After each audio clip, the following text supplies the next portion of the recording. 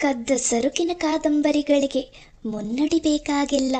ತುಂಬ ಹಿಂದೆ ನೋಡಿದ ಸಿನಿಮಾ ಒಂದರ ಸ್ಕ್ರೀನ್ ಪ್ಲೇ ಎದುರಿಗಿಟ್ಟುಕೊಂಡು ಅದನ್ನು ಆಧರಿಸಿ ಬರೆದ ಪುಟ್ಟ ಕಾದಂಬರಿ ಇದು. ಸಿನಿಮಾಕ್ಕೆ ಕತೆ ಬರೆದವನು ಹಂಗೇರಿ ದೇಶದ ಕತೆಗಾರ ಜೋ ಎಸ್ಟೆರಾಸ್. ಆತ ಬರೆದ ಮರ್ಡರ್ ಮಿಸ್ಟರಿಗಳು ಸಾಕಷ್ಟು ಪ್ರಸಿದ್ಧ. ಮಾರ್ಚ್ 20, 1992ರಂದು ಬಿಡುಗಡೆಯಾದ ಈ ಸಿನಿಮಾಗೆ ನಿರ್ದೇಶಕನಾಗಿದ್ದವನು ಪಾಲ್ ವೆರೋವೆನ್. ಹಚ್ಚ ಹಸಿ ಕಾಮಕ್ಕೆ, ಶುದ್ಧಾಂಗ ಪೋಲಿತನಕ್ಕೆ ಬಿಗಿಯಾಗಿ ಸಾಗುವ ಕಥನ ಶೈಲಿಗೆ ಹೆಸರಾದವನಾತ. ಅಂದಾಜು 123 ನಿಮಿಷಗಳಲ್ಲಿ ಮುಗಿದು ಹೋಗುವ ಈ ಸಿನಿಮಾ ಅದೆಷ್ಟು ಖ್ಯಾತಿ ಕುಖ್ಯಾತಿ ಪಡೆಯಿತೆಂದರೆ ಅಮೆರಿಕವೂ ಸೇರಿದಂತೆ ನಾನಾ ದೇಶಗಳ ಸಲಿಂಗಕಾಮಿಗಳು ಈ ಚಿತ್ರದ ವಿರುದ್ಧ ಪ್ರತಿಭಟನೆ ನಡೆಸಿದರು. ಸಲಿಂಗಕಾಮಿಗಳೆಂದರೆ ಗೇ ಮತ್ತು ಲೆಸ್ಬಿಯನ್ ಸಮೂಹ ಮಾತ್ರವಲ್ಲ, ಹೆಣ್ಣು ಗಂಡುಗಳಿಬ್ಬರಿಗೂ ಸಲ್ಲುವ ಉಭಯ ಲಿಂಗಾಸಕ್ತರು ಇರುತ್ತಾರಲ್ಲ, ಅವರದು ಒಂದು ಸಂಘಟನೆ ಇದೆ ಅಮೆರಿಕಾದಲ್ಲಿ. ಅವರು ಈ ಚಿತ್ರದ ವಿರುದ್ಧ ಪ್ರತಿಭಟಿಸಿ ನಮ್ಮನ್ನು ಕೊಲೆಗಡುಕರಂತೆ ಈ ಚಿತ್ರದಲ್ಲಿ ತೋರಿಸಿದ್ದಾರೆ ಎಂದು ಗದ್ದಲವೆಬ್ಬಿಸಿದ್ದರು.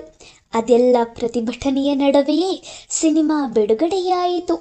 ಅದು ಮೊದಲ ಸುತ್ತಿನಲ್ಲೇ ದೋಚಿದ್ದು $353 ಮಿಲಿಯನ್.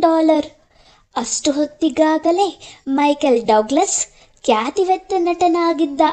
ಆದರೆ ಚಿತ್ರದ ನಾಯಕಿ ಶರನ್ ಸ್ಟೋನ್ ಆಗಿನ್ನೂ ಪರಿಚಿತ ಮುಖವಲ್ಲ. ಅವಳಿಗೆ ಬರೀ $5 ಲಕ್ಷ ಸಂಭಾವನೆ ಕೊಡಲಾಗಿತ್ತು. ಈ ಚಿತ್ರ ಬಿಡುಗಡೆಯಾದ ಮೇಲೆ ಅವಳ ಸಂಭಾವನೆ $13 ಮಿಲಿಯನ್ ಗಳಿಗೇರಿತು. ಚಿತ್ರದುದ್ದಕ್ಕೂ ನಾನು ಕಾಣಿಸಿಕೊಳ್ಳುತ್ತೇನೆ, ಆದರೆ ಪ್ರಾಮುಖ್ಯತೆ ಸಿಗೋದು ನಾಯಕಿಗೆ ಅಂತ ಮೈಕೆಲ್ ಡಗ್ಲಸ್ ತಕರಾರು ತೆಗೆದಿದ್ದ. ಈ ಚಿತ್ರದಲ್ಲಿ ಜೀನ್ ಟ್ರಿಪ್ಲ್ಹಾರ್ನ್ ಮತ್ತು ಜಾರ್ಜ್ ಡಿ ಜುಂಡಾ 2 ಅಸಾಮಾನ್ಯ ಪಾತ್ರಗಳಲ್ಲಿ ನಟಿಸಿದ್ದರು. ಒಂದು ರಾತ್ರಿ ಪದ್ಮನಾಭನಗರದ ನಮ್ಮ ಹಳೆಯ ಮನೆಯಲ್ಲಿ ಊಟ ಮುಗಿಸಿ ಟಿವಿ ನೋಡುತ್ತಾ ಕುಳಿತಾಗ ಈ ಸಿನಿಮಾ ಚಾನಲೊಂದರಲ್ಲಿ ಕಾಣಿಸಿಕೊಂಡಿತು. ಮಕ್ಕಳಿನ್ನೂ ಎದ್ದಿದ್ದಾರೆ, ಇದೆಂಥ ಸಿನಿಮಾ ನೋಡ್ತಾ ಕೂತಿದೆಯಾ ಅಂತ ನನ್ನಾಕೆ ಗದರಿಸಿದ್ದಳು. ಆಮೇಲೆ ಅದರ DVD ತರಿಸಿಕೊಂಡು ಮತ್ತೆ ನೋಡಿದೆ. ಭಾರತದ ಪರಿಸರಕ್ಕೆ ಬಸಿದುಕೊಂಡು ಬರೆದರೆ ಚಿಕ್ಕದೊಂದು ಮರ್ಡರ್ ಮಿಸ್ಟರಿ ಧಾಟಿಯ ಕಾದಂಬರಿಯಾಯಿತಲ್ಲ ಅನ್ನಿಸಿದ್ದರಿಂದ ಹಾಯ್ ಬೆಂಗಳೂರು ಪತ್ರಿಕೆಗೆ ಇದನ್ನು ಬರೆದ ಪ್ರತಿಯೊಂದು ಮಹಾನ್ ಕೃತಿಯಾಗುವುದಿಲ್ಲವೆಂಬುದು ನನಗೆ ಗೊತ್ತು. ಆದರೆ ಪ್ರತಿ ಬರವಣಿಗೆಯೂ ಶ್ರದ್ಧೆ ಬೇಡುತ್ತದೆ ಅಂತಲೂ ಗೊತ್ತು. ಆ ಶ್ರದ್ಧೆ ಬರವಣಿಗೆಯಲ್ಲಿ ನಿಮಗೆ ಗೋಚರವಾದರೆ ನಾನು ಸಂತುಷ್ಟ. ಹಂತಕಿ ಓದಿದೆ, ಇದು ಸಿನಿಮಾ ಆಧರಿಸಿದ ಕಾದಂಬರಿ ಅಂತ ಗೊತ್ತಾಯಿತು. ಸಿನಿಮಾ ಸಂತೋಷಕ್ಕಾಗಿ ನೋಡಿ ಮರೆಯುವ ಅಥವಾ ನೋಡಿ ಚೆನ್ನಾಗಿದೆಯೆಂದು ಹೇಳಿ ಸುಮ್ಮನಾಗುವ ಮಾಧ್ಯಮ. ನೀವು ಸಿನಿಮಾದ ಸ್ಕ್ರೀನ್ ಪ್ಲೇ ಇಟ್ಟುಕೊಂಡು ಕಾದಂಬರಿಯಾಗಿರಿಸಿರುವ ಬಗೆ ಹೊಸತು. ಈ ಪ್ರಕಾರವನ್ನು ವಿಮರ್ಶಕರು ಏನೆಂದು ಕರೆಯುತ್ತಾರೋ ಗೊತ್ತಿಲ್ಲ.